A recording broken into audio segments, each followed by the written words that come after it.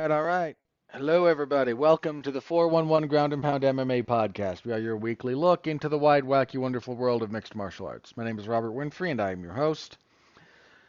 Oh, before we get going, let me do the usual. Like, comment, subscribe, star rating, written review, whatever is applicable to your podcast platform of choice. And there's a lot of them and a lot of different ways you can do that. So please feed the algorithm. It is an unholy abomination. Um, on the agenda this evening, what do we got? Last night, UFC on ESPN plus 96, which was not as bad as I think a lot of us feared it could have been. In fact, there was a little bit of revisionism that went on before the card started. A few people pointing out, apart from the top two fights, this really isn't that bad. And I'm not saying that's incorrect even. Problem is, the top two fights were the top two fights, and well, we'll get to that. But we'll break down all of that. Then coming this Saturday, the UFC's back on pay-per-view. They are in Miami, Florida for UFC 299. We got the bantamweight belt. We've got guaranteed violence between Dustin Poirier and Benoit Saint-Denis. We got stuff, so we'll do the whole preview. And then, once again, kind of a light news week. Not a lot of fights being announced. I imagine we're waiting for... What are they waiting for? So we do have... we know the next several. They're probably not going to wait for 300. I mean, waiting for the next big batch of fights until April 13th is probably asking for trouble. We'll probably get more next week, honestly, and the build-up and the aftermath of 299 is probably when we'll start getting stuff announced for most of April, like the back half of April, and then into May and whatnot, because, see, we know UFC 300, that's April 13th. The fight night after that, we don't know much. We know a little bit. Yeah, we know a little bit of that. No main event. So some fights need to be announced there. Um, we know we don't know a whole lot about UFC 301 actually. I've got a hunch that fight between Pereira and Jamal Hill was supposed to be here, and then they couldn't make something else for 300, so they pushed it there. And 301 is, again, we got a handful of fights, but I don't know that any of these are even main card. Yeah, Paul Craig and Paulo Bajalio maybe, but that, I mean, Joaquim Silva and, sorry, not Joaquim Silva. Yeah, it's Joaquim Silva, excuse me, Neto BJJ. Him and Drakkar Close is fine, but again, I don't think we have the main card announced for 301 yet. And then stuff the rest of May, like, we got nothing. We got nothing there. So, build up to pay-per-view and aftermath of pay-per-view, that's probably where we're going to get a lot of the fight announcements. So, relatively light news week, but we'll talk about a few things that have cropped up. So, be on the lookout. For that. And yeah, I think that's it. That's all I've got in the preamble. So, if you've interacted with the product already in other ways, please give it a share. Whatever your social media platform of choice happens to be, or just people you know in your real life that you think would enjoy the podcast, point them in my direction. Hopefully I can entertain and educate. Or I've said this before, man, if something about my voice and my cadence is just really makes it easy for your kids to fall asleep to, I will take that as well. And I'm safe. Nothing weird comes out here.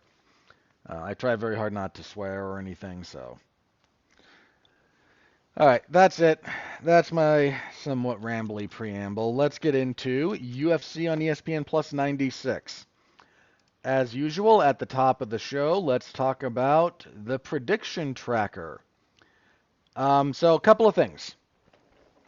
One, I was more or less correct. Ricky Tercios and Raul Rosas was not booked here. There was still a chance when we talked about it that the UFC could make it happen, but never came together for whatever reason. Back-to-back weight cuts that close to a week apart, yeah, that was always going to be a bit of a long shot. So that never happened.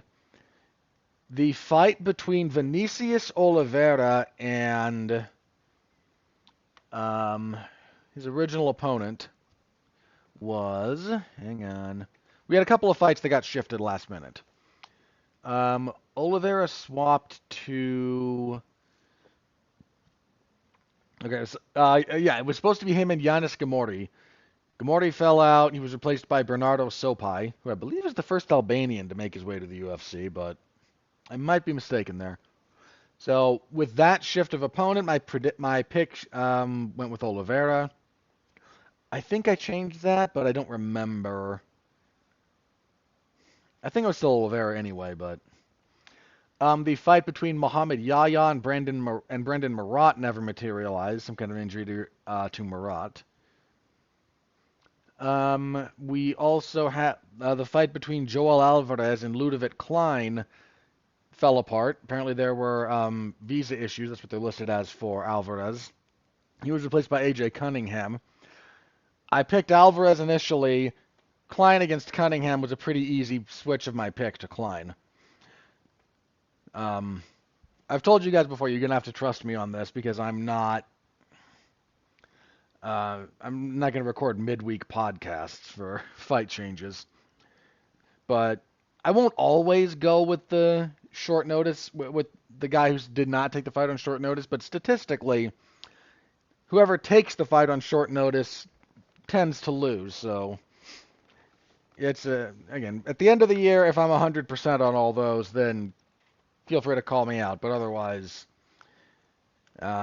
it's not. It's usually a safe bet to pick the guy who stuck around on the card instead of the guy who subbed in. So, I think that was, and it was all the shifts. So we only had 11 fights on the card, which was kind of nice. So your boy here went 9-2. I only got wrong. Ayman Zahabi upsetting Javid Basharat, which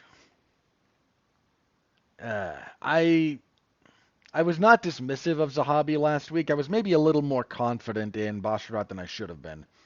I still think very highly of both of them, but because this was, let me double check, make sure it's Javid, not Farid. Yeah, this was Javid. Javid's fight with Victor Henry that went to a no contest. I gave him the first round, but Henry was starting to work some things out, and then it ended with that horrendous low blow in the second. Should have been maybe a little bit more telling about not Basharat's ceiling, which I still think is very high, but his current level, and unfortunately, he would have been better served, even if he'd still won, with that fight with Victor Henry to keep going, because there's lessons you take from tough fights even if you win. Some people are just tough to learn.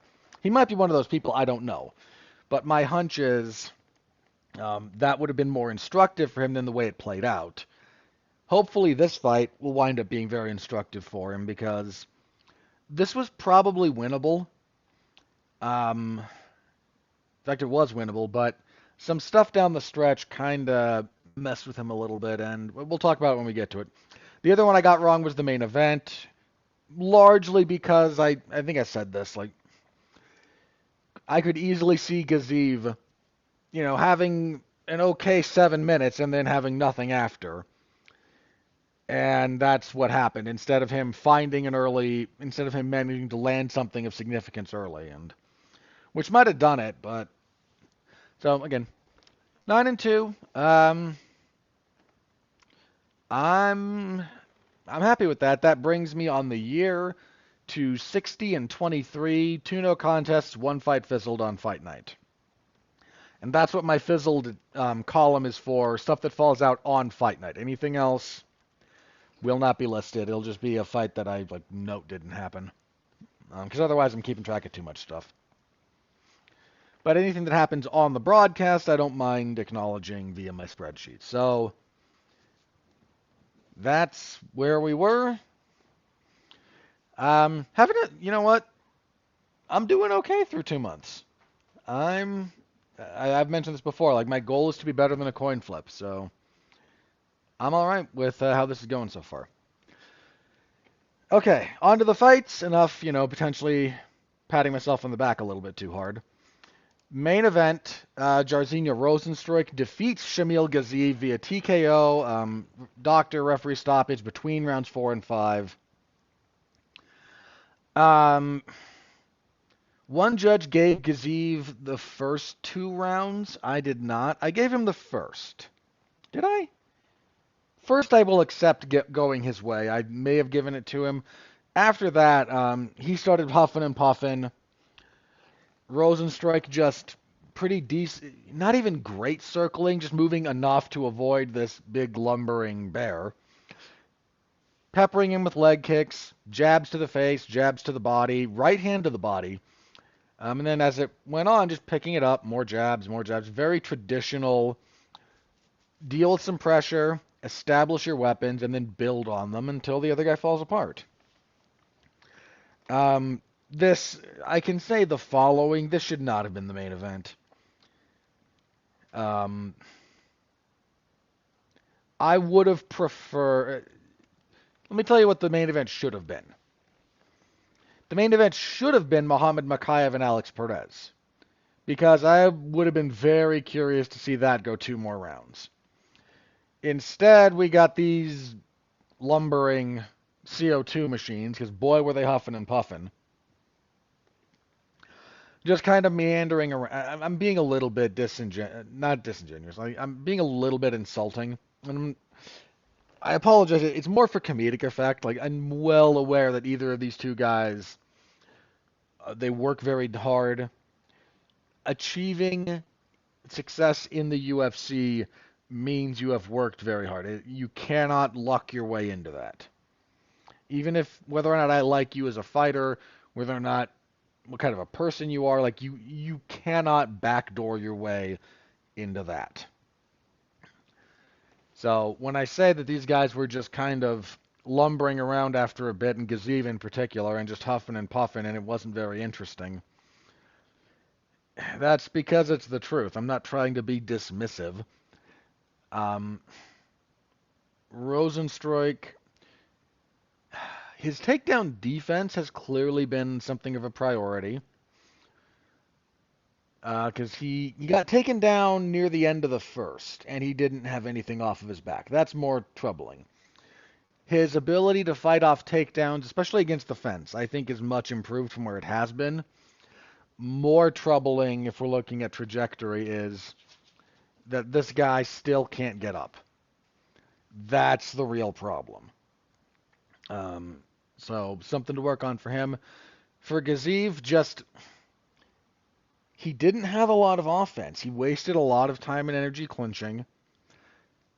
He didn't land a whole lot clean, and then, like a lot of guys of his size, you've got 7 minutes ish, and then after that, you got nothing. So that's kind of how this played out. I think of note, between rounds 4 and 5, Gaziev told his corner he couldn't see out of one eye. Now he's speaking, I think, Russian, because he's from Bahrain, so they might speak a different language. I'm not entirely sure. But he's speaking to his corner, and they're speaking in their native language. And the corner then, Mark Goddard's like, hey, wait, what did he say? The corner lies, because if he can't see, he can't fight. So Goddard, kind of sensing what's going on, says, no, no, no, no, no, we're not starting yet. Gets the translator over, I think. He says, no, you tell me exactly what he told you. Gets the doctor in to check on Gaziev, and he said, I can't see, I think it was his right eye. Because he was eating a bunch of jabs. He was bleeding from the nose mostly. His mouthpiece wouldn't stay in. So he said, yeah, you can't see out of that one eye. Okay, and you got to wave it off at that point. Really well done by Mark Goddard handling all that. Not that he cares about my opinion of him, but big thumbs up on that job. So heavyweight continues to not be great. And we'll see what happens. I think in the aftermath, Rozenstruik said he wants to fight. Was it July? I think it was July. He mentioned no opponent, but that's kind of the timetable he's got in mind. Another couple of months. So maybe June. I don't know. We'll see.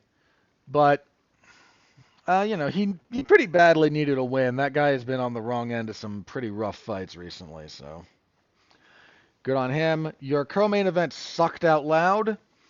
Vitor Petrino defeats Tyson Pedro, 230 27 and a 29-28. Nothing really happened here. A lot of circling, some leg kicks, some jabs, clinching. No issue with Petrino taking it. This fight, again, just kind of sucked. More interesting than anything that took place in the cage. Tyson Pedro retired after this fight, and then at the post-fight presser expressed his somewhat dire financial situation. Yeah, I'm going to get back on my soapbox again for just a minute here. Tyson Pedro has been in the UFC since 2016. Okay? Now, he's had his ups and downs, but he's been in the UFC since 2016, and for the last few to several years, he's been ranked. He's been a top 15 fighter in the UFC for, again, a few years, maybe quite a few at this point. And he's out here saying, I'm probably going to have to mug someone in the parking lot after this has all been said and done.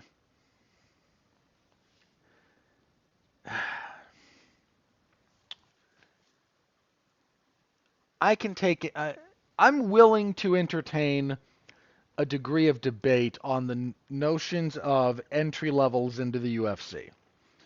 I think it's a little embarrassing that people come into the UFC still at 12-12, but given the UFC's current approach is basically puppy mill farming, I'm more understanding a little bit of, okay, we're going to throw a bunch of people at the wall, we're going to pay them not a whole lot, and we're going to see what sticks. I could live with that. I could accept that if one pay escalated fairly quickly if you did prove to be very good, or again was kind of graduated in different ways. That would help. But I can understand. I can kind of understand that. I don't like it. I do think it's a little embarrassing, but it's more than a little embarrassing in a lot of ways. But I'm willing to kind of entertain a bit of discussion around, okay, what should an entry-level contract for the UFC look like if you're coming in relatively early in your career and you're an unknown quantity? I mean, obviously the UFC is, newsflash, guys, this has been true for a while. If you come in on the Contender Series, they're going to stick you on that 12-12 contract, and they're going to make you fight 5 or 6 times at that pay scale before they renegotiate. There might be some provisions that are different, but I don't think Joe Pyfer he made more than 12-12 for the fight with Hermanson that was 5 rounds. But probably not much more. Again, that would just kind of be the guess I'm hazarding out there. Most of the time, again, Sean O'Malley came in via the Contender Series, and that's why he fought people who weren't very good for the first 4 or 6 fights of his career. He was public about this. I'm getting paid the same if I fight this guy making his debut, or if I fight, Piotr Jan or Henry Cejudo. So why would I fight those guys? You know what? I said this when he started talking about this. I said, you know what? He's not wrong. Fair play to him. Can't hate it. Then when he got a better deal, he fought Piotr Jan. He fought for the belt. We're going to be talking about O'Malley later, but but I can understand, again, I'm willing to have some discussion about the UFC just throwing a boatload of fighters at the wall and seeing who sticks, and not wanting to invest too much money into a bunch of failed prospects, which is the way they're doing the Contender Series, that's what's going to result. And so I can track the logic there. And I still think it's a little embarrassing, but I can track that. A ranked fighter in the UFC should not be out here having to talk about dire financial situations. Jessica Andrade should not be selling off assets. Um, it's a ranked fighter in the UFC should not make less than someone on the practice squad of the NFL. Can we agree on this?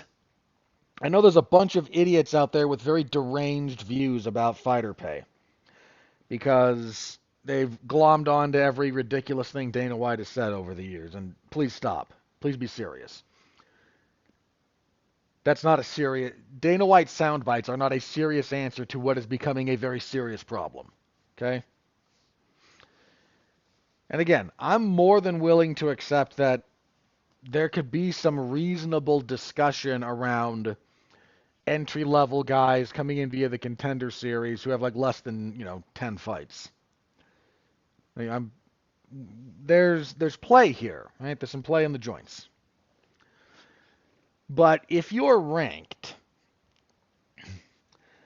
as one by whoever the UFC employs and tells how to rank, because basically that's what they do.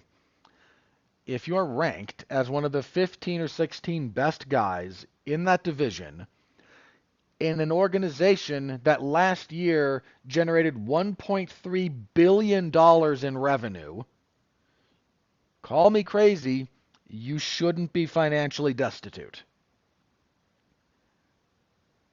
This is ridiculous. It's embarrassing, and for some reason, nothing's being done. I shouldn't say for some reason. I know why there's nothing being done about it. Because this allows for the maximal profit margins for executives and for the ownership that is still paying off debts. But this is the problem. That is all coming at the expense of the fighters. And it's ridiculous. It just is. I know. Again, I know a lot of people get a little bit upset, like the guys coming in at 10-10 or 12-12. I do think that's a little embarrassing for a $1.3 billion revenue generating entity. Little bit. I mean, you guys make $300 million a year guaranteed from ESPN for putting on 30 fight nights. That's not even counting the pay-per-views, mind you.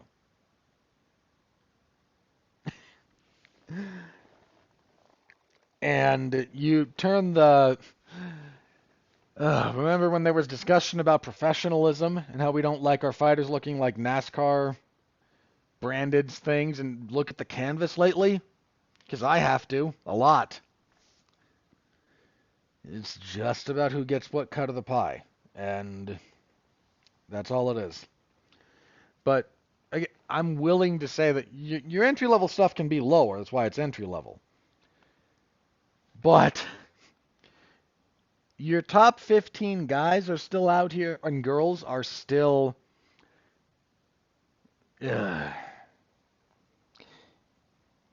I know a lot of people that have been tapping out on the sport.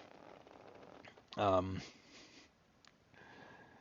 lot of people who, just having seen how much of how the sausage is made, they're just like, I can't do it. And I don't blame them. I do not blame them one iota. But the co-main event sucked. It was a very not good fight. Next up, at flyweight, Muhammad Makayev defeats Alex Perez via unanimous decision. 29-28 across the boards. I scored this for Perez. I don't object to Makayev winning it, but I do not... I wanted this to have 2 more rounds. So, Makayev's actual wrestling is really good. That's not a secret. His striking was a little bit more present this time, which is a step in the right direction. But a couple of things happened here. When his takedown game started, wrestling is not the same as takedowns. When his takedown game got shut down, he didn't have much of a second gear there. The only thing he could try to do was tie up and then try to force some actual wrestling instead of just, a double leg or a single leg, with mixed results. He did display a little bit more ground and pound, so there's a few things that are moving in the right direction, but this was getting worse for him the longer this went. And I think with 2 more rounds, Perez wins this.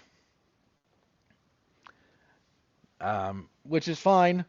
It was a 3-round fight. I'm not saying if it had gone 2 more rounds like this, I think Perez wins.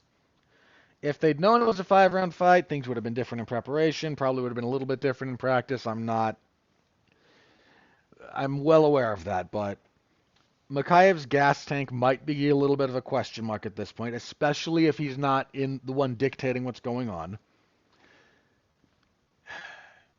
I saw some people do the, so how does his fight with Alexandre Pantoja go? Right now, very badly for Makhayev. Have you seen Pantoja grapple? He's very, very, very good. He also knows how to strike. He's also been through wars. He's also been 5 rounds multiple times. Right now, that goes very badly for Makhayev. Again, I kind of thought Perez won, but I don't object to Makhayev winning it. Not a bad fight. Next up at bantamweight, Umar Nurmagomedov defeated Bekzat Almakhan via unanimous decision, a 30-25, which I don't agree with. I don't really agree with. And then 2 30-26s, which was my scorecard. So, first round, Nurmagomedov gets clipped on the temple. Almakhan comes out throwing heat. Clips him, wobbles him. In fact, Umar joked afterwards, like, yeah, I didn't see the punch that hit me, and then I woke up holding a single leg, so I wrestled him down. After that, it was just very traditional what Umar Nurmagomedov does to people. Got him down, good ground and pound, some pretty nasty elbow work. He had lumped up Almakhan's face by the end of it. I gave him a 10-8 second. I didn't quite get there for the third round. I want to give Almakhan credit. He never gave up on himself. He was in bad positions at different times here. Mount, back mount, never, when I say never conceded, like sometimes you have to wait for the opportune moment, but as soon as he saw it, he'd do something. He never decided, well, this is it, I'm done. So I give him a lot of credit for that. Umar Nurmagomedov is still maybe the best bantamweight in the world. I've seen some people, again, kind of be down on this one because it was a lot of wrestling, a lot of top control. It was, but 2 things. One, he did damage. He was not laying praying. There was damage being dealt. There was positional advancement. He was not just laying there and going, please don't stand me up. He was doing stuff. He was clearly the superior grappler and brought that to bear. 2, I think it's a bit disingenuous to pretend that Almakhan's heart and defense wasn't playing a role here. He was overmatched. But other people would have melted in the second round and been finished. He wasn't. Pretending that this was a boring outing from Umar is to somewhat ignore the other guy in the cage with him, who was doing stuff that prevented Nurmagomedov from really getting a finish. I still think very highly of Nurmagomedov. I think he's probably going to be champion. It's going to be a little bit rough getting there because bantamweight's great. But look at how many... He fought a debutante here because everyone else was either already booked or wouldn't sign to fight him. People don't want to fight this guy. After the fight, he said, yeah, I want to rebook the fight with Corey Sandhagen. that was supposed to take place last year, and then minor shoulder injury to Nurmagomedov. Good. Rebook that fight. That's a great fight. I want to see it. I really want to see that fight. But I like Nurmagomedov's chances against O'Malley. I really like them against Cheeto Vera if Vera pulls it off, and I like them against Merab, and I tend to think Merab's the next guy who's going to wear gold. Whether O'Malley or Vera wins, I'm not saying neither. It's impossible for either of them to beat Merab. It's not. Merab can be hit. He can be hurt. And O'Malley's got great timing and pretty good power. And Chito Vera is that's a hard guy to fight. He's just all rough edges, all sharp angles. Not that it doesn't mean he can't be beaten. Can and has. But that's a rough fight. But I think Merab probably beats either of them at this point. So anyway, that was, again, nice to see Umar Nurmagomedov back. And I would like to see Almakhan against a more appropriate level of opposition, not maybe the best guy in the world. Then at flyweight, Steve Erceg knocked out Matt Schnell with a left hook 26 seconds into the second round. Erceg's boxing is pretty darn good, especially for MMA. He was getting the better of everything between him and Schnell. Then that was at range, that was in the pocket. Schnell had some success when he extended combinations, but quick into the second, he tries to get inside the jab of Erceg, which was tough for him. Gets inside, gets into the pocket, which is where he kind of needed to be, but just kind of stands still in there. They both are exchanging, but Erceg with the right to the body, left hook to the head, classic for a reason. And Schnell's not moving or weaving or doesn't even really have his hands up and drops, bangs his head on the mat after. He was sleeping. Good win for Erceg. Like his upside, man. Erceg is quietly building something. Still some stuff to work on, clearly, but there's some skill there. There's some very real skill. That was your main card. On the prelims, Eric Anders defeated Jamie Pickett via unanimous decision at 29-27, which I don't quite get. Pickett has the first round. I don't know which of the other two would have been 10-8. But Anders wins the next two rounds pretty cleanly. Nothing much to see here. Bantamweight, good grief. So, this is your fight of the night, and I think deservedly so. So, Vinicius Oliveira and Bernardo Sopai come out, and it starts very well, actually, for Sopai. He's able to avoid a lot of the kicks. He gets takedowns. He gets on top. He wins the first round. Second round is a little more of the same. He is able to get things down. He gets to full mount. He gets back mount. You're starting to think, okay, he's kind of got this going on. And Oliveira guts through it. Reverses position. Actually wins the second round on my card despite having lost position for so much of it. Gets on top. Starts working ground and pound pretty furiously. Third round, and Sopai's a little bit shot. And Oliveira's not exactly a spring chicken at the moment, but he's pressing forward. Big guy, rangy for the weight class. Putting stuff together. He's been chopping Sopai down with calf kicks. He hobbles him with one. Sopai kind of backs into the fence, and Oliveira with this beautiful flying knee right to the chin ends him.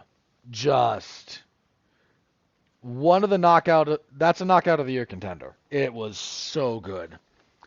Again, fight of the night, no issues with that designation for me. Yeah.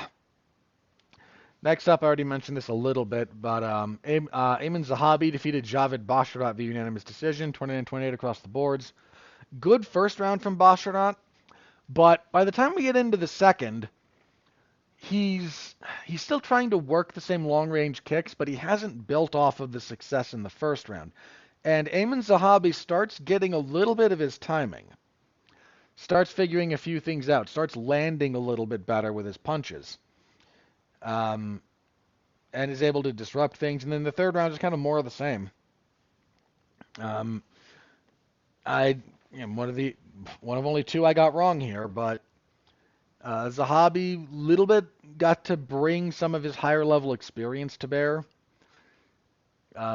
Figured stuff out after a tough first round, and then Basharat never readjusted. So that's the first loss for Basharat, but I think he'll learn from it and come back better. I certainly hope he does. He's got ability, but there was never a building process. After all the success of the first round, and he had good success, he just never built off of it.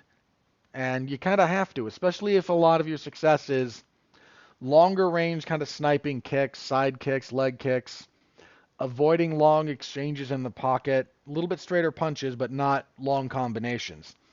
You've got to start breaking the other guy down and setting stuff up. And if you don't, you're just kind of stuck doing the same thing while the other guy adapts to you, and that's never a good spot to be in. Middleweight, Christian Leroy Duncan defeated Claudio Hiberio via TKO, just elbows, punches, just kind of beat him up. 157 to the second. Hiberio, I don't know if he should be in the UFC. Lightweight, Ludovic Klein defeated AJ Cunningham, 436 of the second round. First round, sorry, excuse me, 436 of the first. Brutal bodywork from Klein all fight. This is the value of bodywork. It's almost never one and done. You soften them up. You keep hitting. He was landing body kicks. He hit Cunningham with pretty much everything he wanted to, including a couple of head kicks. But he was also go up high, then go down low at range, poke middle range, poke middle height, so poke to the body. Then something upstairs. He was keeping Cunningham confused. Then near the end of the first, lands a couple of punches, lands a bit of a head kick. Cunningham, beat up, looking to throw back, steps forward, steps right into a nasty front kick to the liver because Klein was fighting southpaw, and it just folds him up like an accordion. Just poof, down he goes. Bodywork is cumulative. You got to keep at it. It's not going to be a one and done. And good stuff from Klein. Cunningham, unfortunately, overmatched. Took this on very short notice because, Klein was supposed to fight Joel Alvarez, which would have been a very good fight. I don't know that they'll try to rebook that anytime soon, but good win for Klein. Then one of my other upset picks, because the odds were actually with Abdul Karim Al-Sawadi, and he has a pretty good first round against Loic Radzhabov. And then Radzhabov just kind of keeps tanking through him. Keeps coming forward, starts breaking him down. The cardio falters a little bit for Al-Sawadi. And 49 seconds into the third round, Radzhabov with a hammer of a right hand. Al-Sawadi's throwing a left at the same time, so he's got the shoulder up to protect the jaw. Here's the thing, and Jack Slack's talked about this a lot recently. You want another example of it right here. Your shoulder will protect your jaw. It won't protect your temple. And you got to move your head to avoid your temple being hit. Radzhabov just kind of glanced a little bit off the shoulder, but then wham, right in the side of the head. Al-Sawadi he'd already been a little bit hurt. These two had a pretty good fight. This might be the other one I would recommend looking up. I'll do that bit in a second. But it's a good win for Radzhabov. Or Razobov. I forget exactly where the emphasis is. Yeah, one of those ones where, the Contender Series, sometimes they try to help him out, sometimes they don't give him favorable matchups, and this was not a favorable matchup for Al-Sawadi, but yeah, that was the event. So your bonuses, fight of the night, Oliveira and Sopai, completely deserved. Bonuses, your performance, Urseg and Oliveira, no issues there.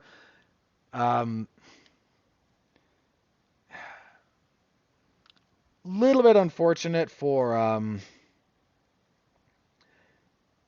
I mean, Radzhabov could have gotten one. Klein was the other one. I mean, decisions weren't completely at a premium, or finishes weren't completely at a premium here, but Radzhabov might have been the other one that I would have gone in there. But I can easily see his being the bronze medal, but only gold and silver get rewarded. So that's where we are. All right, that was it. That was the event. My full report is in the MMA Zone of 411mania.com if you want to go read it. I always appreciate that. Leave a comment there if you're so inclined. You don't have to, but I'd appreciate it. I think that's it.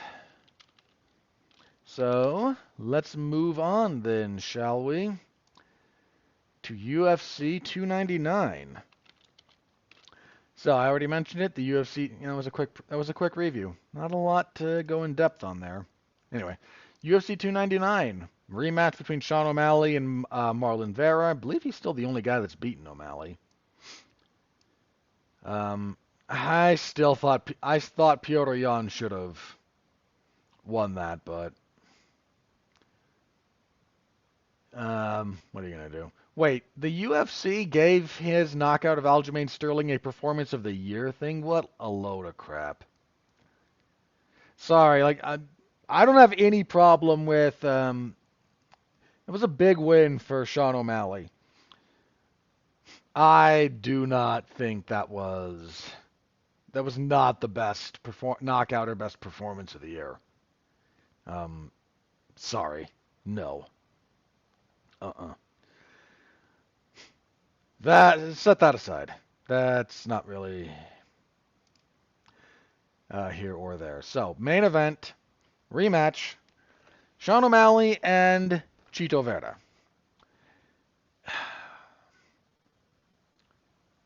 Let me start with, instead of breaking this one down first, let me start with my prediction, and then I'll kind of explain myself in a minute. I'm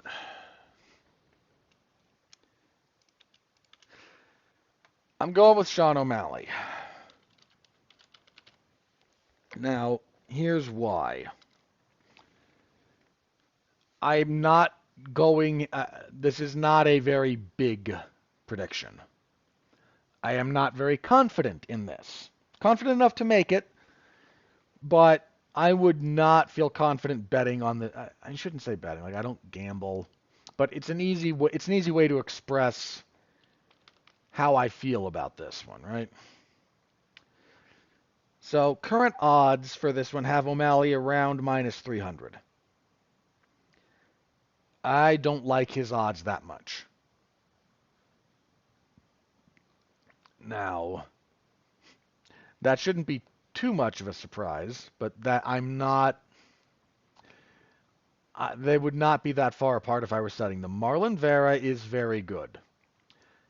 He's good over 5 rounds. He brings a lot of power. He's not dealing with a guy who's going to try to wrestle him. I mean, he fought Corey Sandhagen to a split decision. I thought Sandhagen won that. I don't quite get the split, but he was competitive throughout. He beat up Rob Font over 5 rounds. In fact, that was another one of those fights where I think he was at a statistical disadvantage, but he just hit so much harder. Because Font had the same one of those things against Jose Aldo, where he landed more, but Aldo just dropped him like in every round.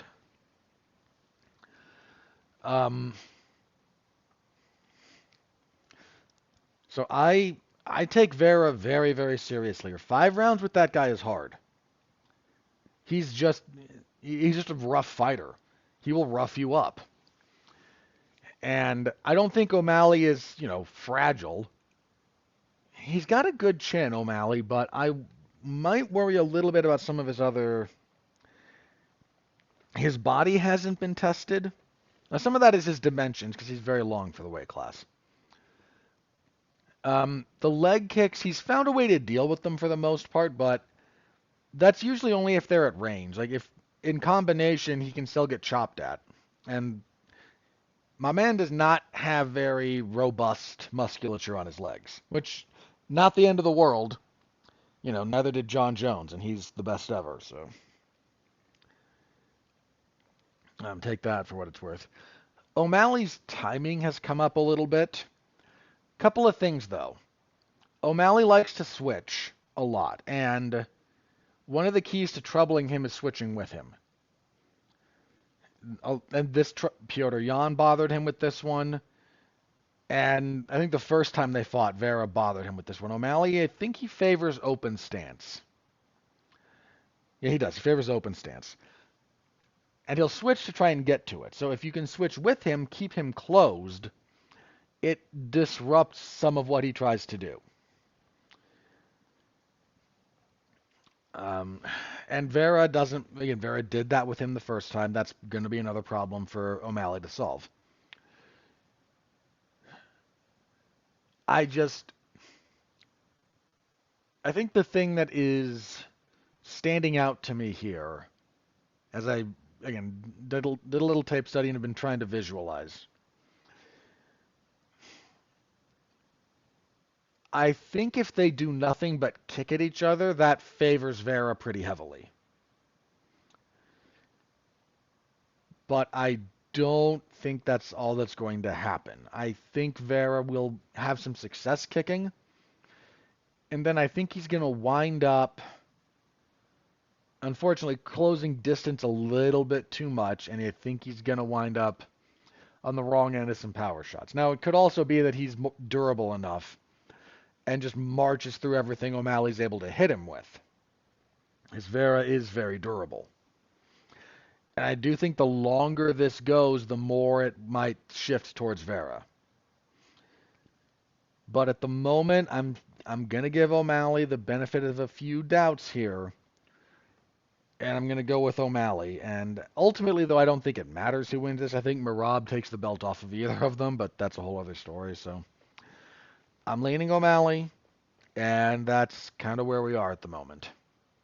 But, dude, like plus 2.5, like 2.5 to 1 on Vera. Again, man, if you don't mind losing, that's not, I don't think that is an accurate reflection of the most likely outcome. Just throwing that out there. All right, co-main event. Is this 5 rounds? I don't know. If this is a 5-round co-main event, which would be nice, it's not going to change my prediction. It would reinforce it, but I would feel, if this were 5 rounds, I would feel more confident picking Dustin Poirier. I'm still picking Dustin Poirier. But here's the thing about this one. I have nothing but respect for Dustin Poirier's career. That man, this is his like 30th UFC fight, which is a rare number. He's been there forever. I mean, he's been in the trenches. He debuted for the UFC in 2011, when the WEC folded. He came in and he stopped Josh Grisby from ever getting a title shot because he was supposed to. He knocked Grisby's mouthpiece out with that knockout. Went on a good winning streak. Lost to Chan Sung Jung in a fight that a lot of people like. Beat Jonathan Brookins. Lost a tough decision to Cub Swanson. Then won a few in a row. Then lost to Conor McGregor. Then moved up to lightweight and went on his pretty big run there. But this is a little bit of a crossroads fight for Poirier. He's been in some wars, man, and that's fine. But that bill comes due. I mean, just look at this guy's resume. All right, let me run through the names he's fought in the UFC, if you don't mind. So Josh Grisby, Jason Young, Pablo Garza, Max Holloway, that was Holloway's UFC debut. The Korean Zombie, Jonathan Brookins, Cub Swanson, Eric Koch, Diego Brandao, Akira Corisani, Conor McGregor, then moves up to lightweight. So those were all featherweight. Lightweight, Diego Ferreira, Yancy Medeiros, that was a tough. He's won it, but that was kind of tough. Joe Duffy, that was a rough fight. Bobby Green, who he knocks out, gets knocked out by Michael Johnson. Majority decision over Jim Miller. He got his calf kind of torn up in that one. Goes to war with Eddie Alvarez that ends near the end of the second after an illegal knee. Beats Anthony Pettis in a pretty bloody affair. Goes to hell with Justin Gaethje. Goes back to hell with Eddie Alvarez. Wins both of those. Beats Max freaking Holloway for the interim belt. Gets choked out by Khabib. Oh, the horror. His fight with Dan Hooker is on the UFC's YouTube channel. This is the one they've released free for Fight Week, right? If you have not seen Dan Hooker versus Dustin Poirier from 2020, go watch it. Thank me later. If you have seen it, watch it again. That fight is incredible. It is brutal. It is back and forth. Someone described it like watching a guy with a spear fight a guy with an axe. And they both could just take lumps out of each other. It is tremendous. Then he beats Conor McGregor twice. Knocks him out the first time, breaks his leg the second, gets a title shot, and loses to Charles Oliveira. Pretty tough fight. Then he has a blood and guts affair with Michael Chandler, because that's how Poirier fights. Then he has a rematch with Justin Gaethje, and he gets knocked out in the second round with a head kick. He's 35. He's 35 with 38 fights. And again, I think, 30 of those are in the UFC? This will be his 30th in the UFC. So 29 right now. You have to do nothing but give that man every ounce of respect he has earned. And I say this with respect, but that bill comes due. It just does. And Benoit Saint-Denis, there's so many people sleeping on him. There's a lot of people. I remember when this fight got announced. People posted some highlights of his fight, I think, with Elijah Zaleski dos Santos, and went, this guy's going to beat Dustin Poirier. Guys, if your only understanding of BSD here is that UFC debut, you are wildly, and I mean wildly, missing the point. There's a lot of guys who struggle to come back from a weird first impression, whether it's earned or not. And Benoit Saint-Denis he fought ZDS up at, again, welterweight, and lesser men would have been finished. He hung tough through that, and he lost that soundly. But he dropped back to lightweight after that, and he has done nothing but end people since. He is a violent fighter. He is rugged. He has power. He can fight on the mat. He can fight on the feet. He's great about hitting you on the clinch break. He's not afraid of the fire. If you're looking at highlights of his loss to Elijah Zaleski dos Santos and thinking that's going to be informative of a fight with Dustin Poirier, you are wildly, wildly missing the point. And again, I'm still picking Poirier here, right? I'm not out here saying that he's going to run over Dustin Poirier. That's not my claim. My claim is, what are the odds on this one, just for the record? The odds are actually with Saint-Denis. And I understand that. This guy is good. He's younger. He's up and coming.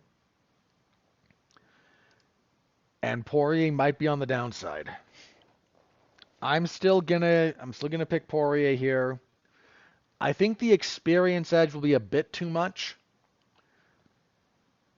But just being honest, guys, if the last few fights have finally worn down this guy who's been in the trenches, just World War I style, grinding his way through no man's land towards the top of this division. If the last little bit is finally what slowed him down, it will manifest here. Even a slightly slower Dustin Poirier is still capable of winning this fight. But I completely understand Santini being the favorite. And do not mistake his UFC debut for the true measure of his skill. That will lead you to no good end. His last 5 fights, he choked out Nicholas Stolze, he pounded out Gabriel Miranda, he choked out Ismael Bonfim, he pounded out Thiago Moises, and he head kicked Matt Frivola. Do not think that this is the same guy who, because he was fighting up at welterweight on short notice to get into the UFC, didn't have much for a guy who at the time was still probably one of the 15 best guys at welterweight. That would be a mistake. That's all I'm saying. This is going to be a violent fight. I'm looking forward to it. This is actually my favorite fight on this card, which actually has some competition, believe it or not. The main card for UFC 299, I didn't mention it specifically, but it's very good. This is a very good card. Very good pay-per-view card. After that, yeah, it's not bad beyond that. It's just not, knocking your socks off. But there's nothing over welterweight on the main card. Bantamweight title fight, lightweight, 2 welterweights, another bantamweight fight. I'm always happy about that. Hang on, there are 2 heavyweight fights and 1 light heavyweight fight on the card in total. Well, shoot. Oh well, nothing I can do about that. Anyway, but yeah, leaning towards Poirier just a little bit, but if I were braver, I would pick Santini, which is weird to say about the favorite. I know that's weird to say about the favorite, but I'm not willing to write Poirier off just yet, and I think I'm not going to write him off if he loses, because I think Benoit Santini is very good. But I can see some of the danger signs, but I'm not willing. I don't think Poirier is too far down the path of being past it to still not be capable of greatness. So, anyway, that's where we are there. Next up, the UFC debut of Michael Venom Page, who wasted about a decade in Bellator fighting cans. He's taking on Kevin Holland. This is an extremely favorable stylistic matchup for Page. Kevin Holland is probably not going to wrestle him down. He's probably not gonna clinch with him. There might be some clinching, but I don't expect a whole lot. I mean, when I say that Michael Page wasted about a decade in Bellator, his Bellator debut was, in March of 2013. And then he left Bellator after beating Goiti Yamauchi with a nasty leg kick that broke his kneecap in 2023. He fought some good guys in Bellator. I don't mean to dismiss all of them. That knockout of Evangelista Santos when he caved his skull in, literally, that was great. But there's a lot of also, hey, here's Rudy Bears, here's Charlie Ontiveros, here's Jeremy Holloway. Then he gets a good enough run, then he gets knocked out by Douglas Lima, and we go back to him fighting nobodies. Like Richard Kiley, Giovanni Melilio? Melio? Shinso Anzai was ancient at that point. Like, there was a lot of he probably should have lost. In fairness, he also probably should have lost that Fernando Gonzalez fight. It was a split decision again. He maybe should have won that. He maybe should have lost that, but there's just a lot of time doing not a lot in his career, and now he's 36. And I like his chances here against Holland. That stylistically, this favors him. Holland's tough, and I don't expect this to be easy, but if Holland didn't learn from fighting Stephen Thompson that, oh, he slipped and I'm on top, I should stay here instead of letting him stand back up and let's get back to, what I like to do. Like, there's a place for gamesmanship wherein you just try to win the fight, man. If Holland did learn that appropriate lesson, he can win this. This is not a gimme, but I do think it's favorable. So I am going to lean towards the odds are actually with Holland on that one. Interesting. Not by much, but a little bit. I'm going with Page. I think they carefully match made him here, and I think that'll probably pay off. Holland's younger. I mean, he's only 31. Had a tough fight with Jack Della Maddalena last time out, though. Again, this is not easy. This is not at all an easy fight for Michael Page. When I say favorable, I don't mean easy. But I do think there's a little bit about how Holland fights that plays into how Page fights. And if Holland can switch gears, he absolutely can win this. But I'm going to lean towards Page. I mean, not to jinx myself. I'm going to jinx myself. You know what? I'm going to say it. I'm going to lean into it. I also don't mind being wrong about this one. I'm on a comfortable enough lead on my goal at the moment to play around a little bit. Not a lot, but a little bit. But this whole main card is so well matched, like I could easily get all of these wrong. Because next up at welterweight, we have Gilbert Burns and Jack Della Maddalena. This is a real tough fight for JDM. Burns coming off of that he should not have. Okay, so he lost to Bilal Muhammad. That fight should have been stopped. Not because Bilal was just beating the crap out of Burns, but Burns injured himself at some point in like the second round. I can't remember when it was, but he suffered a shoulder injury and just then gutted out like 3 more rounds, I think. To no one's benefit. Again, this is tough for Jack Della. Burns is a pretty good striker, an exceptional jiu-jitsu practitioner, pretty darn good at getting you down. Burns is also 37 and has, almost 30 fights and has been in the UFC for a long time. In fact, his decade mark will be in July. Because he debuted, July 26th of 14 was his UFC debut. And JDM is 27. Now, he's had a couple of tough fights.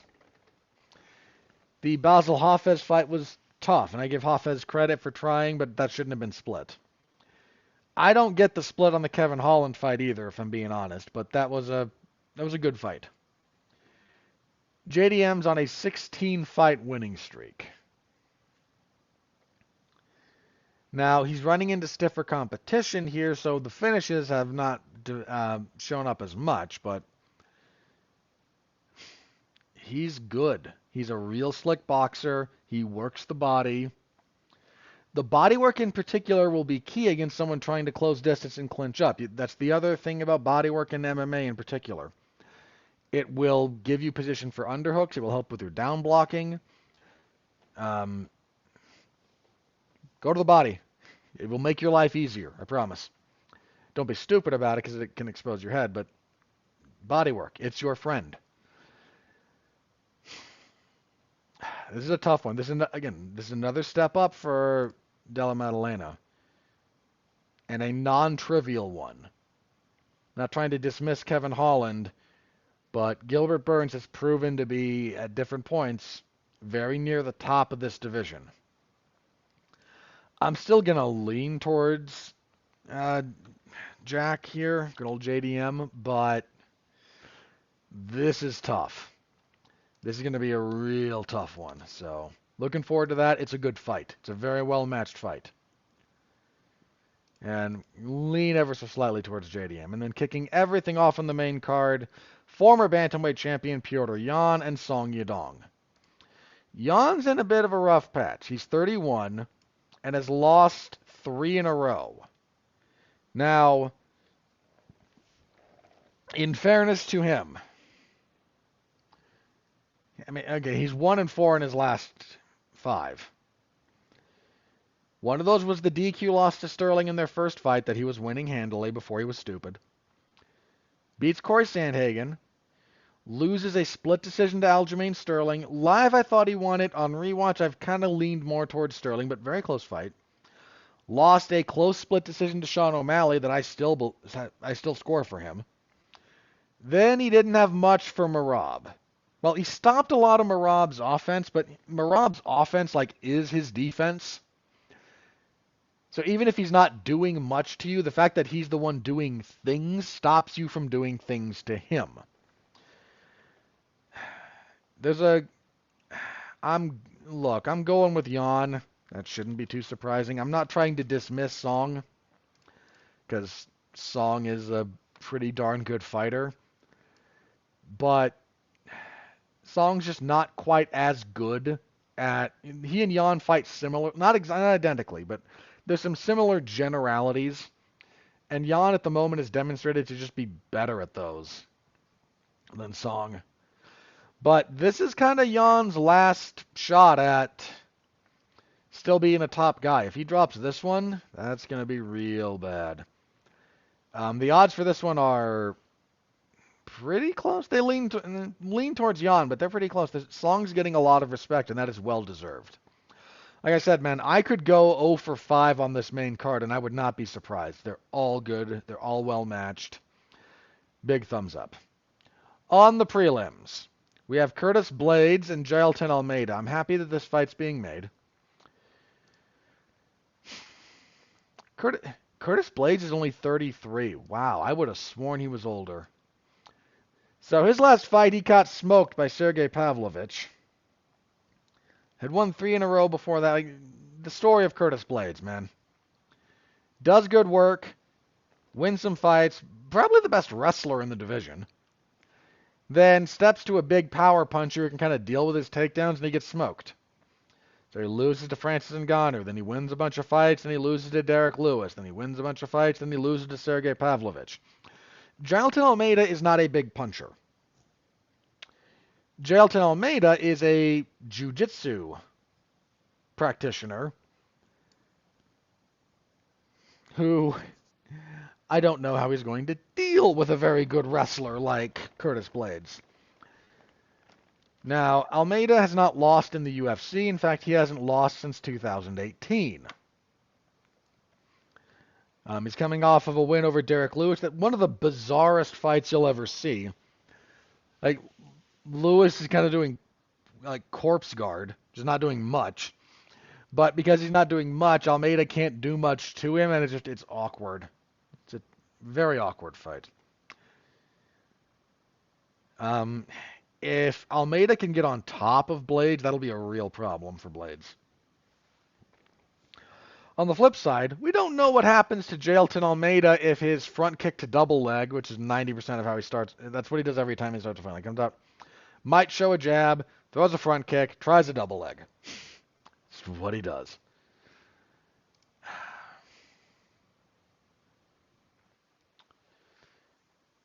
This is the kind of fight Curtis Blades usually wins.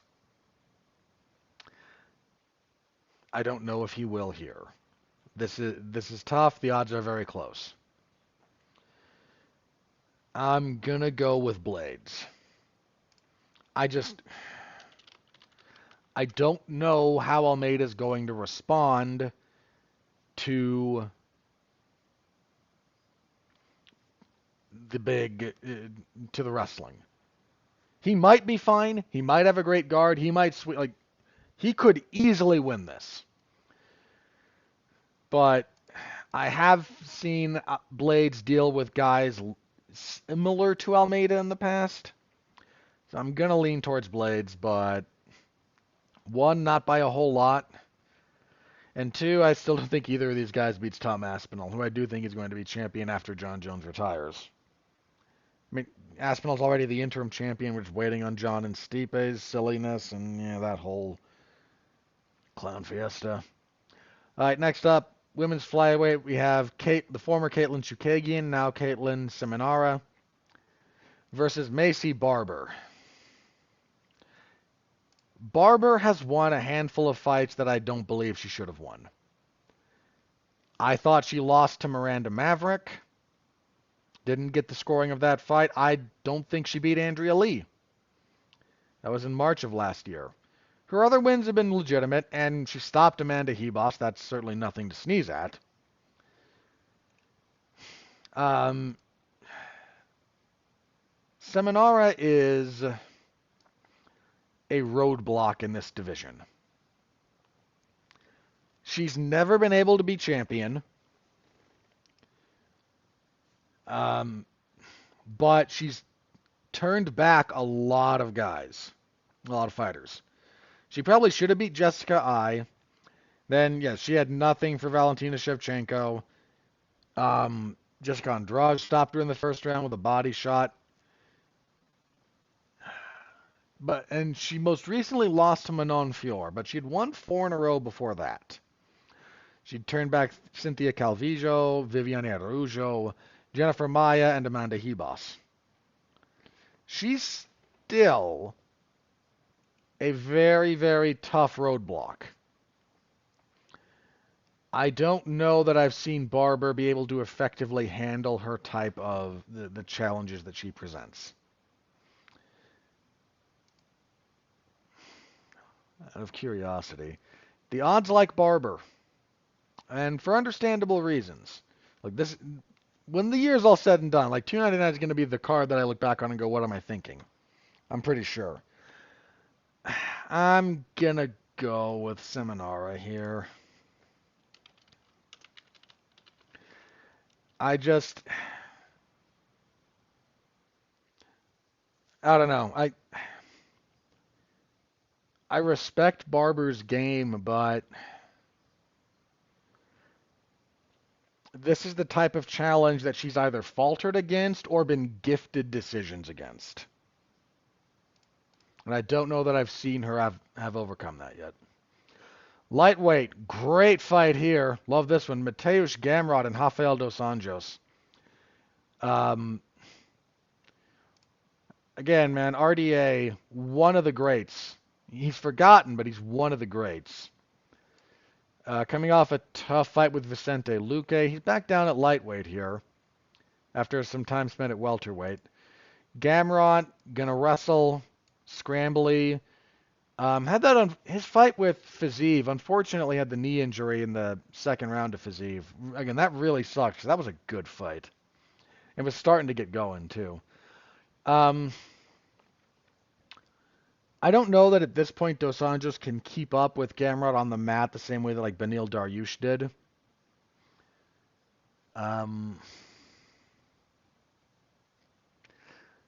Again, I'm one of the few guys who's been out here for a while saying I really appreciate Dos Anjos and what he's done.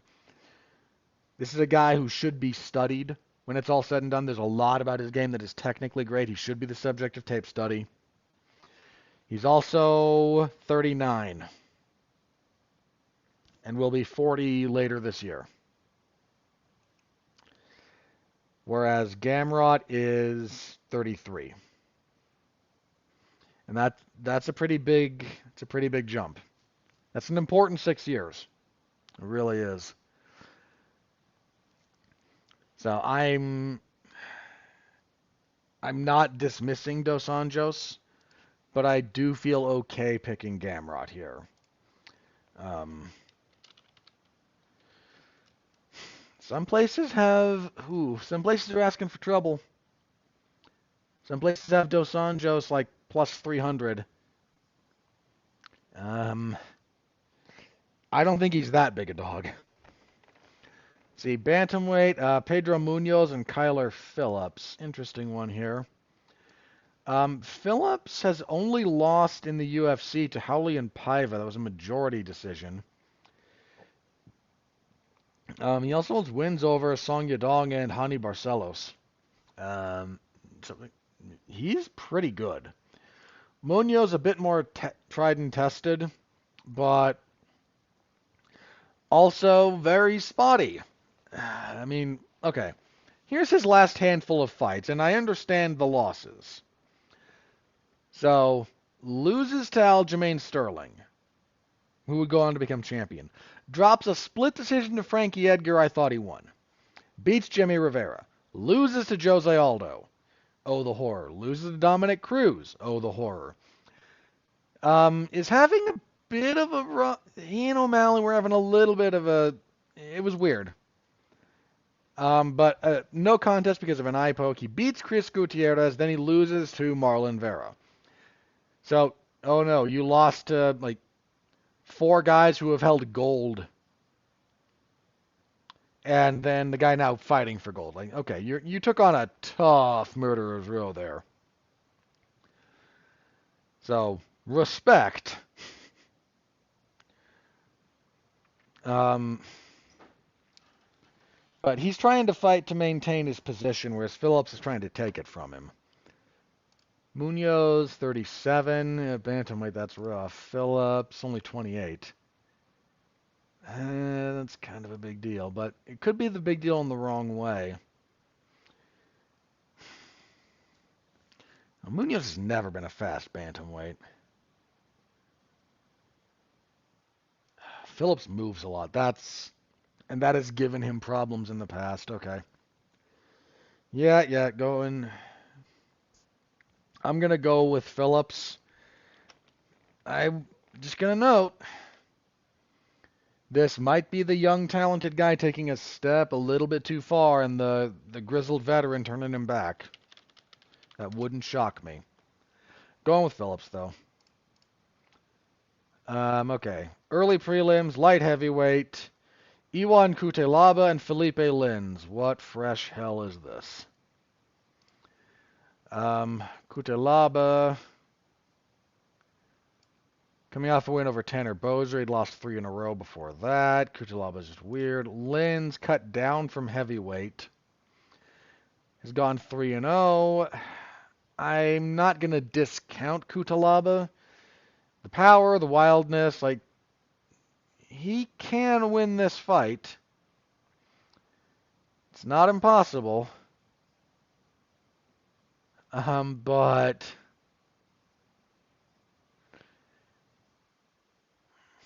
I feel pretty good picking Lins.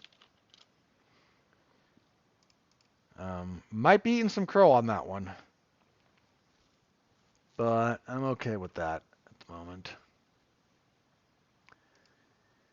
Let's see. Middleweight, Michel Pereira, and Michal Oleksiejczuk. This is weird. So Pereira at middleweight, dude. I mentioned this when I watched his middleweight debut, a return to middleweight, when he beat Andre Petroski and beat him bad. Like, he was so much bigger than Petroski. And like, Pereira spent how much time at welterweight? He's enormous. He's an enormous man. He really seems to have settled himself down. Michal Oleksiejczuk, he's good. He's real good. He's got power. He will beat up the body. He's pretty darn durable. The guy's been in some tough fights. I think this is still Pereira, but Yeah, I'm gonna go with Pereira, but not by a lot. Another one I don't feel great about is Oleksiejczuk can make you pay, but go with Pereira. He looked just so good at middleweight. His middleweight. I mean, I think I picked him to beat Petrosky, but I don't remember. I wasn't keeping track at that point. I can't quite remember how I predicted that one, but he looked so good. I'll go with Pereira. We have a heavyweight fight between Robles d'Espagne, French, Cuba.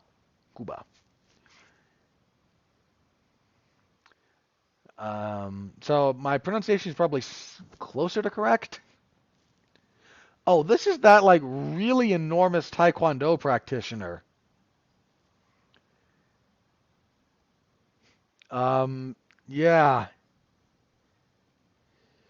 yeah, only 4-0. Normally that's a little bit of a red flag for me coming into the UFC, but one of the only positive things I'm going to say in general about Taekwondo, competitive Taekwondo, you're allowed to go for the knockout. If you're going, wait a minute, what do you mean? Well, if you look at WTF, excuse me, not WTF. It's not the World Taekwondo Federation. I think they have a different acronym because they didn't want to go with that or initialization. But the WKF, the World Karate Federation, point karate does not allow you to win by knockout, which is weird and I think kind of stupid, but they don't. In Taekwondo, in Olympic style Taekwondo, you actually can win by knockout. It's just rare, not impossible, just rare. Um, he's fighting Josh Parisian, and Josh Parisian is kind of a heavy bag. He is 2-4 in the UFC. He's tough, so this is a very clear showcase for Despaigne. Despaigne. Okay. Might be Despain. So I don't know where the accent is. I apologize if I'm mispronouncing it. Um, they're matchmaking this very particularly, very deliberately, and I think that's how it's going to play out. Flyweight CJ Vergara and Asu Amabayev. Vergara been a bit up and down. 3-2 in the UFC. Losses to Ode Osborne and Tatsuro Taira. I'll certainly forgive Taira. He missed weight for that though. That's not good. Dude, he missed weight for the Osborne fight too. Was that short notice and they kind of gave him a grace period? But yeah. Won his last two over Daniel De Silva, which I think is Daniel Lacerda, and Vinicius Salvador. And Salvador missed weight for that fight. That wasn't a terrible fight.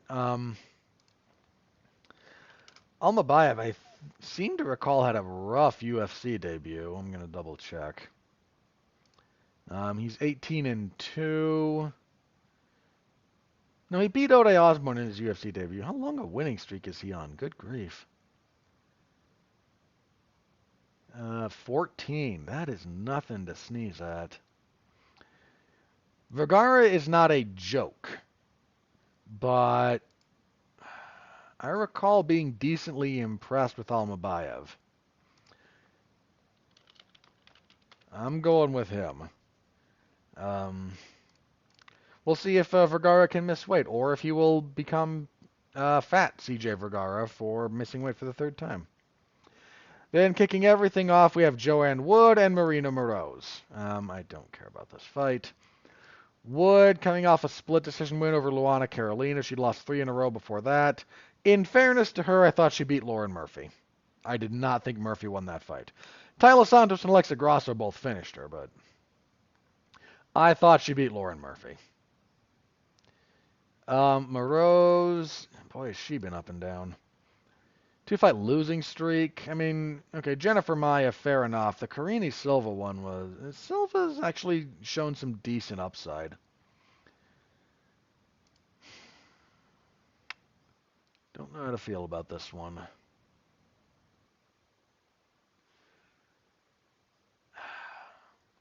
Wood has Joanne Wood has not looked great recently.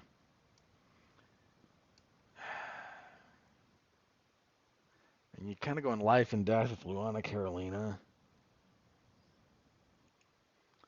Her submission defense is still kind of an issue too. All right, Moreau's all right.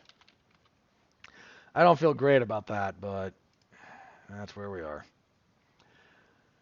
And that's the card. So, Saturday, MMA Zone at 411mania.com. Stop by, say hello. I will be covering this live, start to finish, just like every time there's a UFC event. Or you can follow me along on Twitter if you don't want to click over to the website. I'm at Winfrey MMA if you care. I'm a very benign follow, I promise. Yeah, that's how it's looking. I don't feel great about my picks this time, if I'm going to be honest. I have not yet dipped below the 500 mark for any individual card all year. This one might do it. It really might, but we'll find out. And if I do, then I do. I'm a big boy. I can take my lumps when I get things wrong. All right. Reset all of that. So here's the only little bit of news I have before I check Twitter and see what's up. But UFC 298 featured several rehydration violations. Was not aware this was a thing that was tested for, but apparently it was, and they went as follows. Paulo Costa finding ways to violate rules, not surprising. Alexander Volkanovski, Ilya Topuria, Merab Dvalishvili, Jeff Neal, Vera, that wasn't Marlon Vera, other Vera. Shoot, hang on. It doesn't matter that much, but I want to get this right.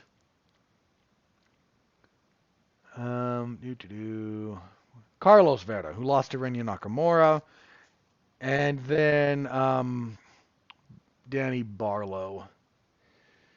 I don't know that anything will come of this. It just a little bit surprised to see that pop up on my news feed, but it did. So again, we'll see what happens, if anything. But